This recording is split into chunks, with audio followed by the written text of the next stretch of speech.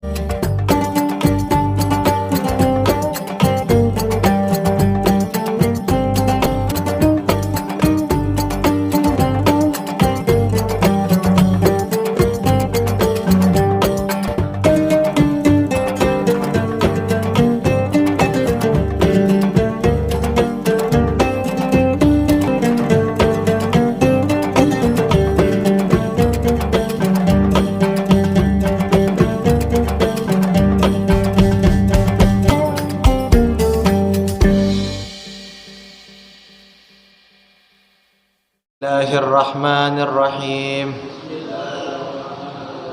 Nawaitu at-ta'alluma wat-ta'lima wat-tadhakkura wat-tadhkira wan-naf'a wal-intifa'a wal-ifadata wal-istifadata wal-hassa ala tamassuki bi kitabillahi wa sunnati rasulih sallallahu alaihi wasallam wa du'a ila al-huda wa dilalata ala al-khair ibtigha'a wajhillah wa mardatihi wa qurbihi wa thawabihi subhanahu wa ta'ala. Qala al-musannif rahimahullah wa ta'ala wa nafa'ana bi ulumihi wa bi barakati ulumihi wa bikum fid dharain amin. Ila man anqal. Alhamdulillah kita bertemu lagi di majelis yang penuh barokah ini, majelis ilmu yang dimana seperti biasa kita akan membahas kitab Kifayatul Awam, karya daripada Syekh Muhammad Ibn Ismail Al-Fudhali, yang berbicara tentang masalah tauhid atau akidah. Minggu lalu kita membahas tentang halaman 30, halaman 31. Halaman 31 yang megang kitab. Minggu lalu kita masih bicara tentang sifat Allah yang wujud dengan dalil-dalilnya. Sekarang masih di dalilnya sampai di perkataan yang wa amad dalilu ala hudutsil.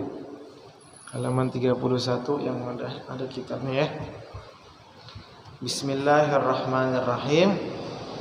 Wa amad dalilu ala hudutsil alami fa'lam annal alama ajramu wa a'radun faqat. Dikatakan oleh penulis di sini bahwasanya dalil daripada barunya alam itu adalah salah satunya perlu kita ketahui bahwasanya alam itu terdiri. Jadi kemarin kita sudah membahas masalah dalil bahwasanya alam ini adalah dalil bahwasanya Allah itu wujud ya. Sekarang kita berbicara dalil alam itu adalah baru. Dari mana kita mengetahui bahwa alam itu adalah sesuatu yang baru? Dikatakan di sini bahwasanya alam itu terdiri dari dua komponen. Minggu lalu kita bicara ini juga nih, yaitu ajramu wa a'rabu. Ajram itu apa? Ajram itu saya jelaskan minggu lalu bahwasanya sesuatu yang dapat menempati ruang. Contohnya apa? Misalnya zat manusia.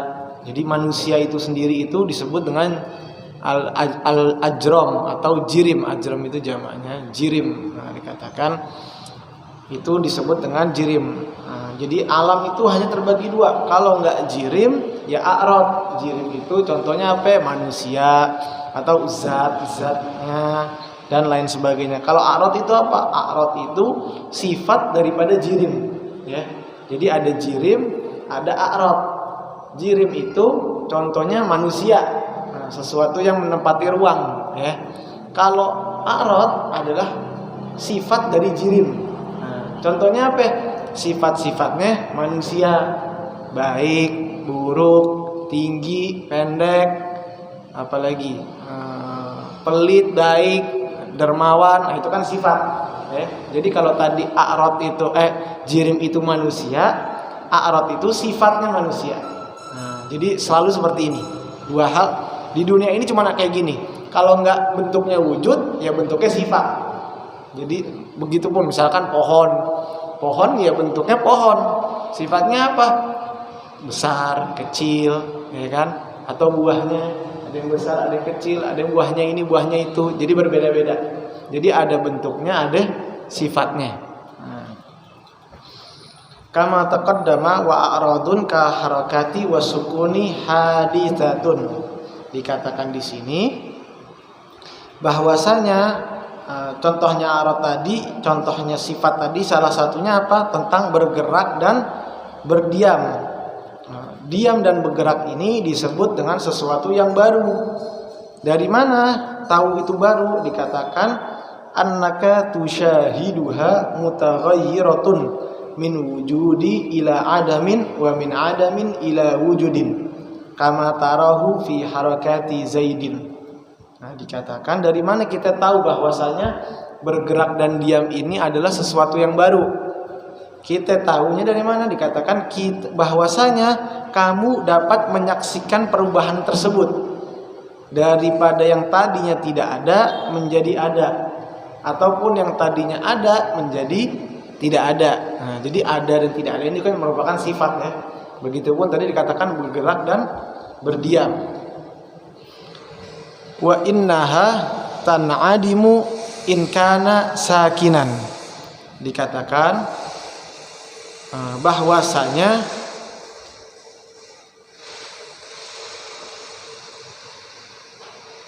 bergerak dan diam itu bergerak itu dapat menjadi hilang jika datang sifat diam.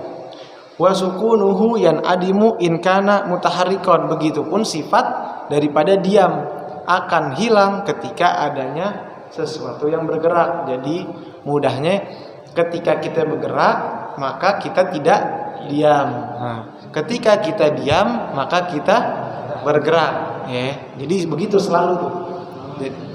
Tidak mungkin sama.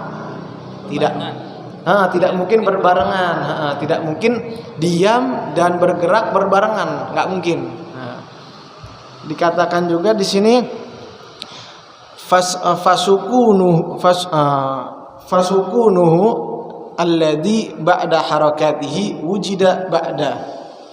Jadi dikatakan diamnya itu terjadi setelah bergerak jika itu ada ba'da. Jadi tidak bisa terjadi secara bersamaan, pasti terjadinya itu setelahnya. Kalau awalnya diam, setelahnya bergerak. Kalau satunya bergerak, setelahnya itu diam. Dikatakan juga an kana ma'duwan bil harakati wa harakatuhu allati ba'da sukunihi wujidat ba'da an kanat ma'duwan bi sukunihi wa wujudu ba'da adamin huwal hudutsu. Dikatakan juga di sini apa?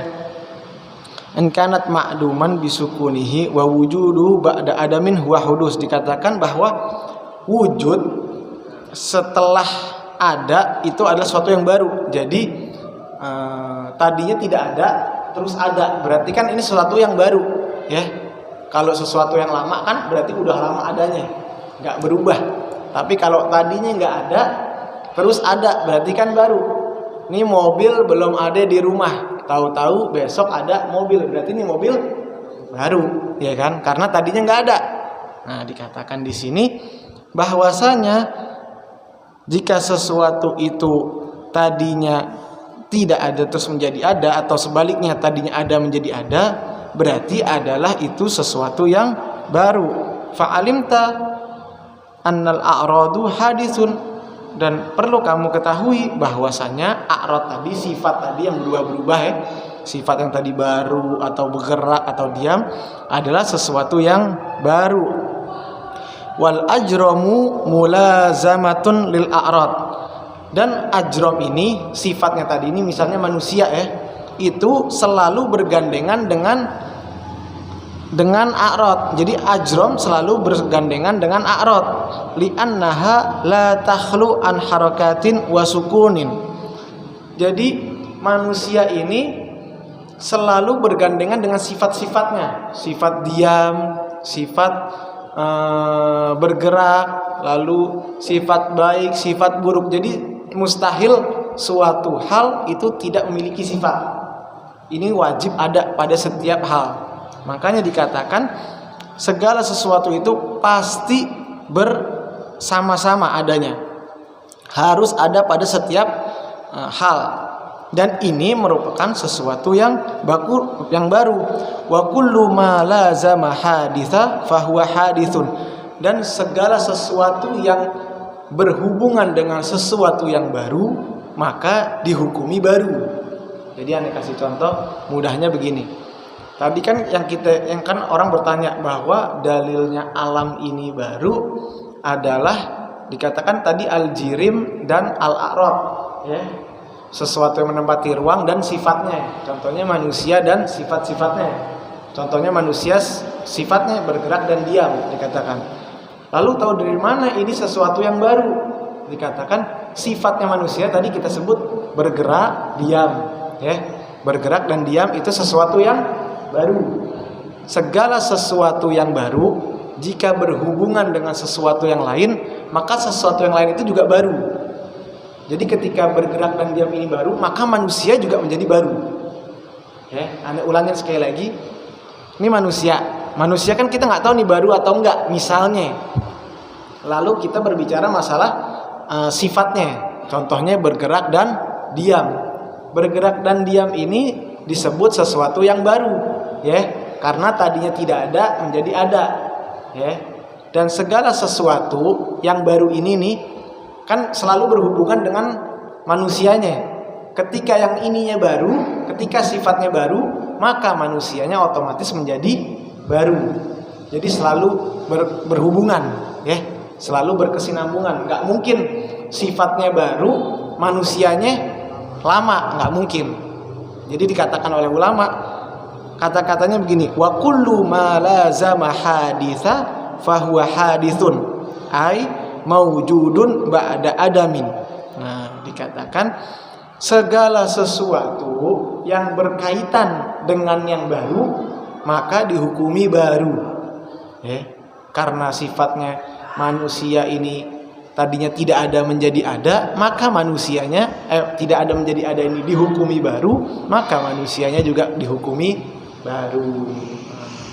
Jadi kalau udah kayak gini otomatis nanti nyambung nih.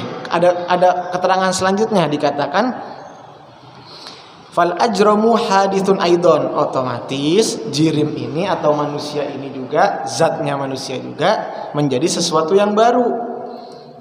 Wa hadza ad-dalilu an taqulul ajramu mulazamatun lil a'rad hadithun wa kullu ma lazama hadithun wa kullu ma lazama haditha hadithun fayantaju annal ajramu hadithatun wa huluthul amrayni a'nil al ajramu wal a'radu ay wujuduhuma ba'da adamin dalilu wujudihi ta'ala li'anna kulla hadithin la budda lahu min muhdits wa la muhditsa lil alami illallah ta'ala wahdahu la syarika lahu kama sayati fid dalili wahdaniyati lahu ta'ala. Dikatakan di sini apa? Penjelasannya sama nih kayak tadi. Segala sesuatu yang berkaitan dengan sesuatu yang baru maka dihukumi baru, ya. Itu penjelasan umumnya. Ini perlu kita pahami dulu nih. Pokoknya misalnya manusia ini sifatnya ini belum kita ketahui. Ini manusia sifatnya ini kekal apa enggak nih, ceritanya kita nggak tahu. Terus tahu-tahu manusia memiliki sifat baik atau buruk. Baik atau buruk kan berubah-berubah. Tadinya dia kagak baik, sekarang jadi baik. Berarti kan baru, ya. Berarti kan baru. Nah, karena sifatnya ini baru, maka manusia menjadi baru. Nah, otomatis nih ketika dua-duanya menjadi baru, dikatakan lagi apa? Ketika ada sesuatu yang baru ini, wujud ini ada, tidaklah mungkin tidak ada sesuatu yang menciptakan. Jadi tidak mungkin ada segala sesuatu yang baru kalau tidak ada yang menciptakannya. Pasti ada yang menciptakannya. Dikatakan wad dalilu wujudi ta'ala li anna kullu hadithin la budda min muhdatsin. Dikatakan bahwa menjadi sebuah dasar pada segala hal nih di dunia ini, segala sesuatu yang ada itu pasti ada yang menciptakan, dan tidaklah ada pencipta di dunia ini kecuali Allah Subhanahu wa ta'ala. Aneh ulangin ya. Dikatakan oleh ulama di kitab ini dibilang wujud li'anna kullu haditsin la, segala sesuatu yang baru itu pasti ada yang menciptakan. Contohnya mobil misalnya. Mobil nih baru nih. Tadinya kan nggak ada, pasti kan ada yang buat. Begitupun sama manusia. Manusia tadinya tidak ada, atau contohnya alam. Kita lagi ngomongin alam ya. Alam ini tadinya kan tidak ada, pohon ini nggak ada. Jadi alam ini kan gambarannya umum ya, luas gitu. Di dalamnya alam ini ada manusia, ada pohon, ada gunung, ada sungai dan lain sebagainya, ya kan? Nah, segala sesuatu ini adalah sesuatu yang baru, dan segala sesuatu yang baru pasti ada yang menciptakannya, dan pasti yang menciptakan segala sesuatu itu adalah Allah Subhanahu wa ta'ala, la syarika lahu, dan tidak adalah sekutu baginya. Jadi nggak mungkin ada yang bisa menciptakan apapun di dunia ini kecuali Allah Subhanahu wa ta'ala. Dapat dipahami kira-kira ya? Jadi masalah wujud ini penjelasannya seperti itu. Lalu dikatakan oleh ulama, dikatakan lagi di sini, nanti penjelasannya itu akan dibahas di sifat wahdaniyah. Dan ini nih tadi yang kita omongin dari kemarin sampai saat ini, dikatakan wa hadha huwa dalilul ijmali alladhi yajibu ala kulli mukallafin min dzakarin wa untha ma'rifatuhu kama yaqulu Ibnul Arabi wa Sanusi. Nah, semua ini yang kita bicarain, yang tadi masalah alam bergerak, alam itu baru, terus ada yang namanya manusia yang berupa zat tadi, ada yang merupakan sifat yang bergerak atau diam. Ini semuanya yang kita pelajari tadi nih, itu disebut dengan dalil ijmali. Kita ketahui kemarin dalil ijmali adalah hal yang minimal harus kita ketahui, ya. Nah, dikatakan di mana? Dikatakan juga di sini yang wajib diketahui oleh mukallaf. Mukallaf itu siapa? Orang yang terbebani oleh agama. Ya kita ini yang udah akil, udah balik, udah wajib sholat lah istilahnya, udah wajib puasa itu disebut mukallaf. Jadi baik itu laki-laki maupun perempuan harus mengetahuinya. Sebagaimana yang dikatakan oleh Ibnu Arabi sama Ibnu Sanusi. Jadi Ibnu Arabi sama Ibnu Sanusi kan berpendapat minimal orang ini harus mengetahui dalil yang ijmali. Dikatakan apa?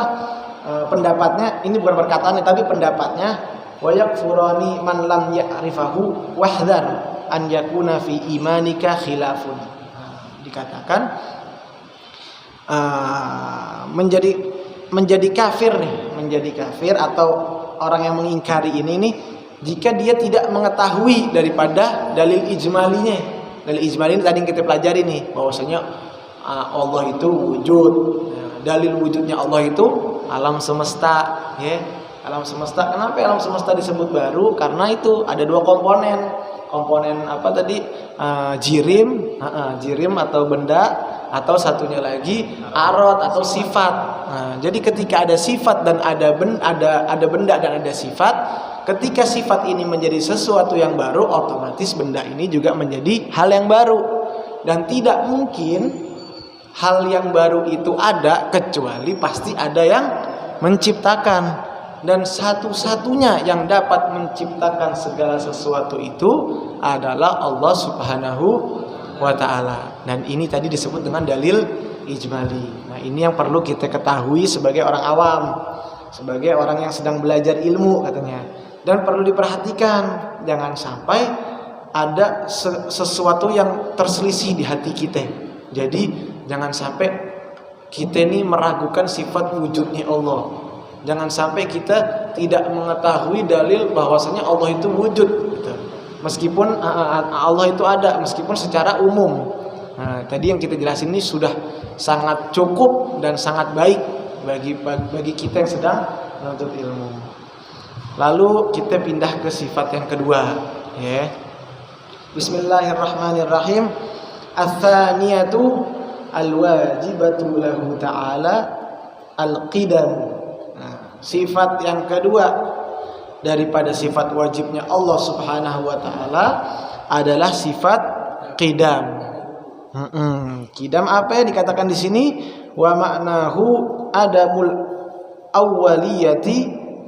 Dikatakan makna daripada qidam adalah tidak adanya awal yang lebih awal daripadanya, tidak ada awal baginya, ya. Qidam itu bukan makna aslinya dikatakan di sini yang tidak ada awalnya, ya. Qidam artinya yang tidak ada awalnya.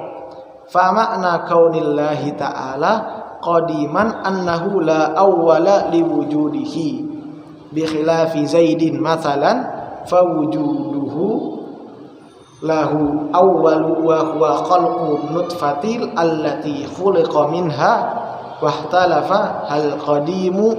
Nah, dikatakan di sini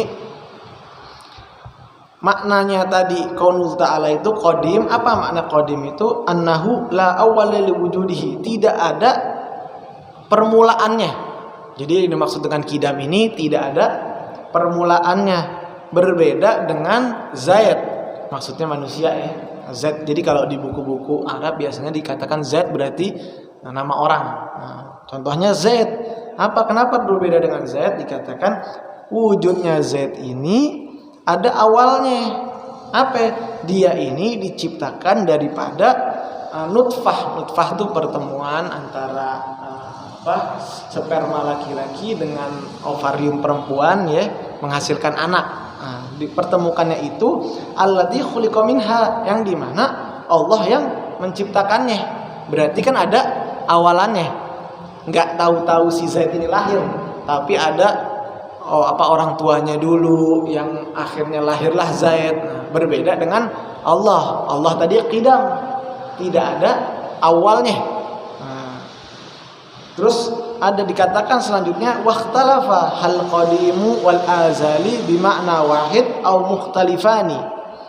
Dikatakan berbeda pendapat apakah qadim sama azali itu memiliki makna yang satu. Jadi tadi kan kita berbicara tentang kata-kata qadim, ya. Lalu di sini kita membahas apakah qadim sama azali itu adalah sesuatu yang sama ataukah berbeda. Dikatakan di sini faman qala bil awwali arrafahuma biqaulihi ma la awwala lahu wa yufassiru ma bi syai'in ai qadimun wal azali syai'un alladhi la awwala lahu fayashmala dzatullahi wa jami'u sifatihi. Nah, dikatakan pendapat yang pertama berkata bahwasanya azali dan qadim ini adalah penjelasannya mala awwalalahu, tidaklah ada sesuatu yang lebih awal daripadanya, tidak adalah permulaan. Jadi maknanya sama, tidak ada permulaan. Jadi wujudnya itu tidak ada permulaan. Wa yufassiru ma bi syai'in al-qadimu. Jadi dikatakan tidak berbeda. Pendapat pertama berkata bahwasanya azali sama qadim sama, nggak ada bedanya. Baik itu qadim sifatnya, baik itu zatnya dan lain sebagainya. Jadi semuanya menurut pendapat yang pertama bahwa qadim dan azali adalah sesuatu yang sama. Pendapat yang kedua bilang apa?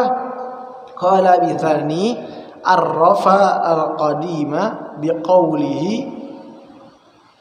mawjudun la awwala lahu wa arrafa al-azali bima la awwala lahu a'ammu min an yakuna mawjudan aw ghairi mawjudin fahuwa amu min qadim. Nah, kalau tadi pendapat yang pertama berkata bahwa qadim sama azali artinya sama, ya, artinya tidak ada permulaan.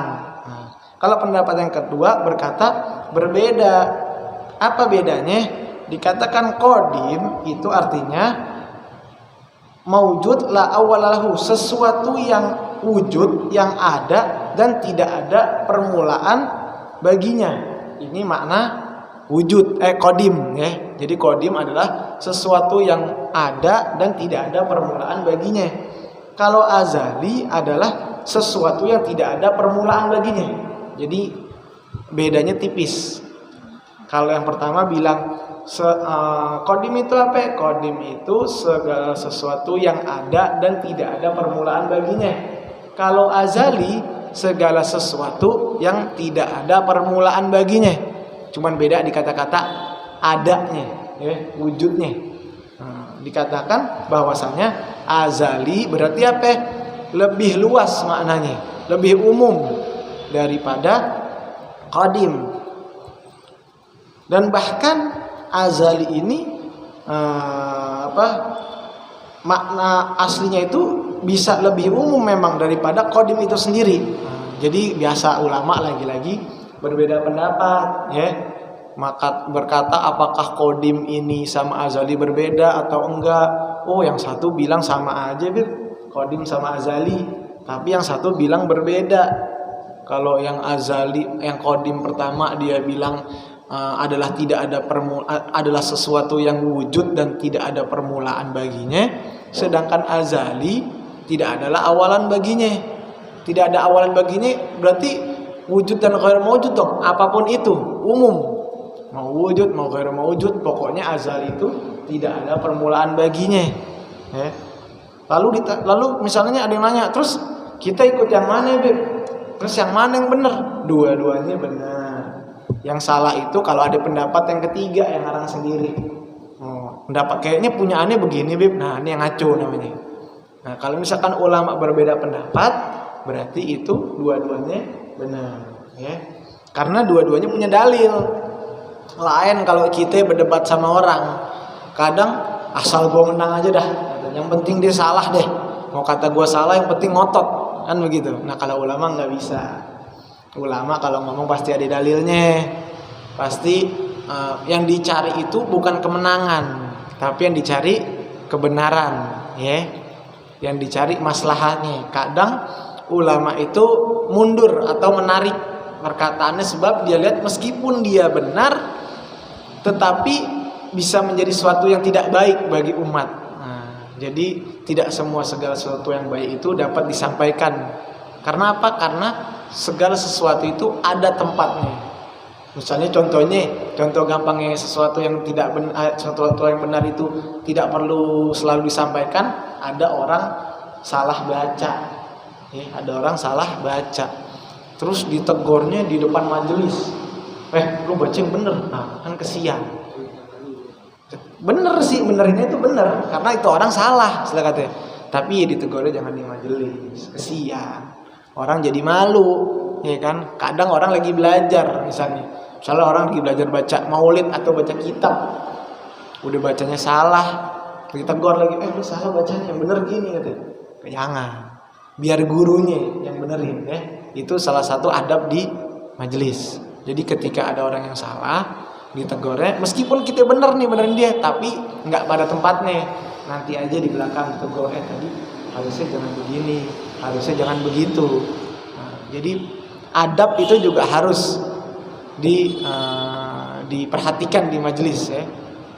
Karena kalau sekedar benar aja, wah bisa bahaya. Akhirnya orang bisa salah-salahan tuh di majelis tuh.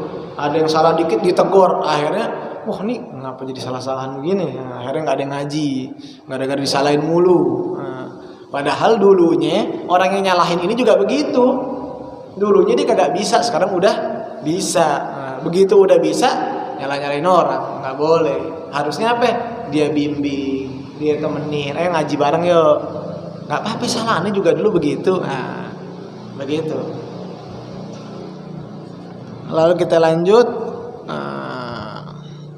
Dikatakan juga fayujtami'ani fi dzatihi ta'ala wa sifatihi al-wujudiyah fayuqalu li dzatihi ta'ala azaliyatu wa li qudratihi ta'ala azaliyatu wa yanfaridul azali fil ahwali ka kaunillahi ta'ala qadiran ala qawli biha fa innal kaunallahi ta'ala qadirun yuqalu lahu azaliyun ala hadzal qaul wa la yuqalu lahu qadimun lima arafta annal qadima la budda fihi min wujudi wal kauni qadiran lam yartaki ila darajatil wujudi li anha halun. Nah, ini sama aja nih.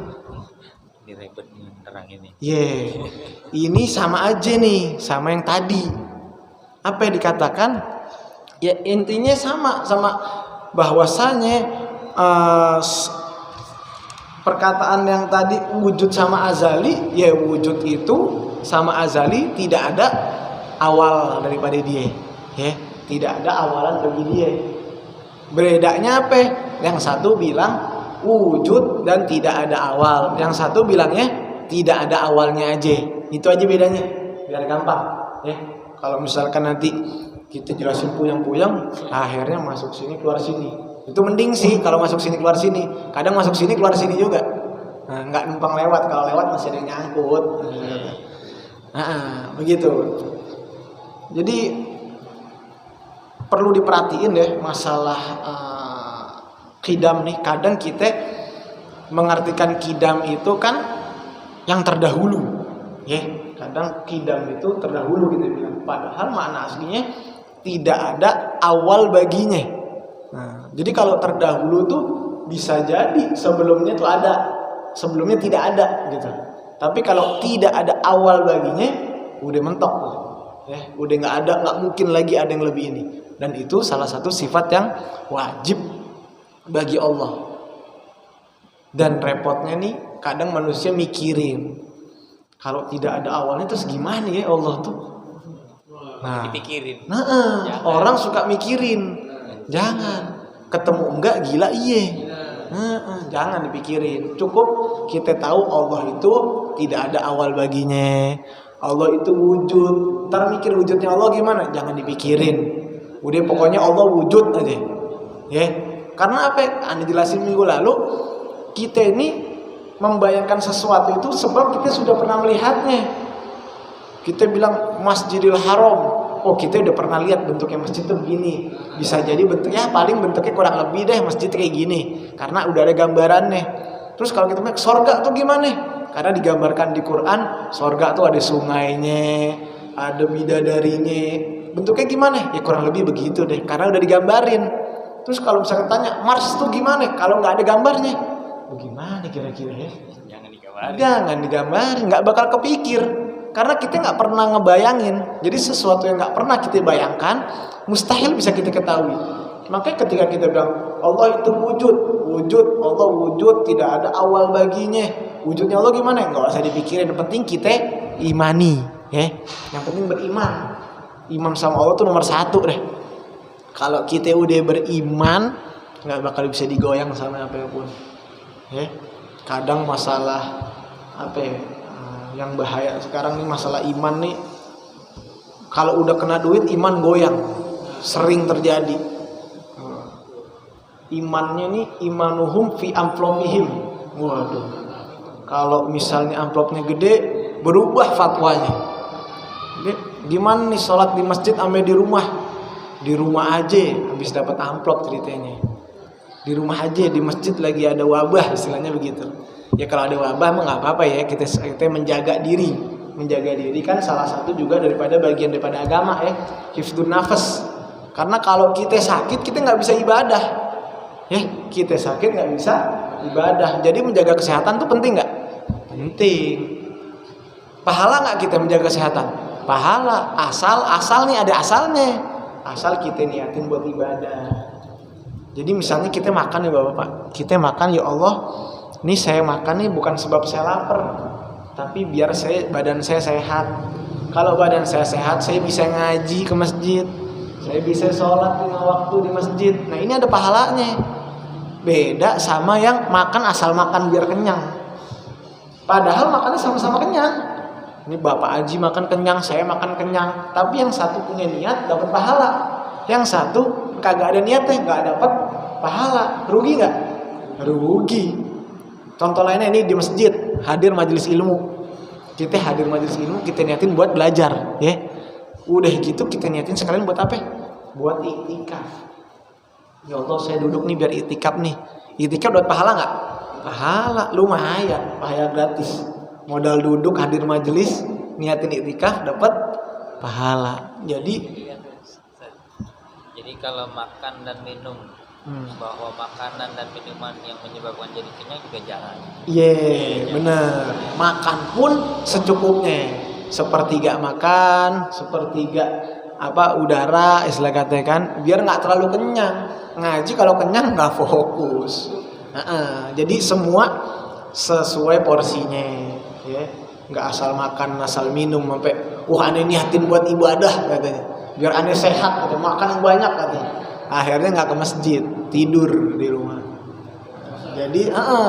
Jadi iman, yang penting tuh iman deh. Udah iman kepada Allah, segala sesuatu itu bisa bernilai pahala. Ya. Apalagi masalah akidah. Ya kan, masalah akidah, iman kita kepleset dikit selesai. Ya kan, kalau fikih salah dikit bisa kita perbaiki deh, ya kan? Misalkan dosa gitu. Nah, kalau akidah kepleset dikit bisa jadi kafir. Ya contohnya misalnya sholat hukumnya wajib, ya kan? Terus meyakini sifat Allah wujud itu juga wajib. Tapi ketika kita meninggalkan sholat, yang sama-sama wajib ya posisinya nih, sholat hukumnya wajib ya. Mengimani Allah wujud juga wajib, tapi wajibnya beda. Kalau kita meninggalkan sholat, maka hukumnya dosa. Tapi kalau kita nggak mempercayai Allah wujud, kafir. Berat kalau akidah.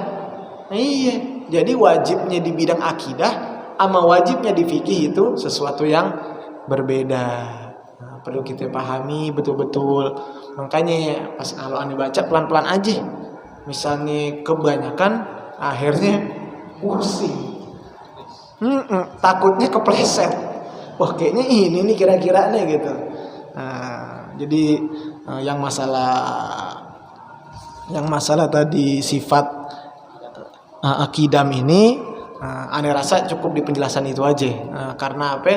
Biar minggu depan kita baca yang masalah dalilnya. Nah, dalilnya ini apa nih? Masalah kidam nih. Dikatakan di sini juga kurang lebih itu kidam itu berarti lawan daripada sesuatu yang hadis, yang baru dan lain sebagainya. Nah, nanti jelasnya minggu depan kita omongin lagi bagaimana kidam itu seperti apa, dalil-dalilnya seperti apa gitu. Jadi satu-satu. Yang penting kita tahu dalil ijmalinya. Karena dalil ijmali dalil yang paling minimal dalam ilmu akidah, ya. Biar kita tahu Allah itu wujud, Allah itu qidam. Habis qidam apa ya? Mukhalafatu ya. Hadisi dan seterusnya. Pelan-pelan ya, pelan-pelan kita baca satu-satu biar kita paham. Pokoknya wujud kemarin kita jelasin ada aja Allah deh. Allah tuh wujud, tidak ada awal dan tidak ada akhir, tidak naik derajatnya menjadi ada dan tidak turun menjadi tidak ada. Gitu. Stabil. Kalau manusia adanya bisa nggak ada, atau tadinya nggak ada bisa jadi ada. Kalau wujudnya Allah nggak berubah, di sini aja nih, nggak naik nggak turun, ya. Nah, lalu qidamnya juga begitu. Qidam itu bukan terdahulu, tapi tidak ada awal baginya. Wujudnya itu tidak ada awal baginya. Jadi perlu kita imani, mudah-mudahan yang sedikit ini menjadi manfaat. Wallahu a'lam bishawab. Bismillahirrahmanirrahim.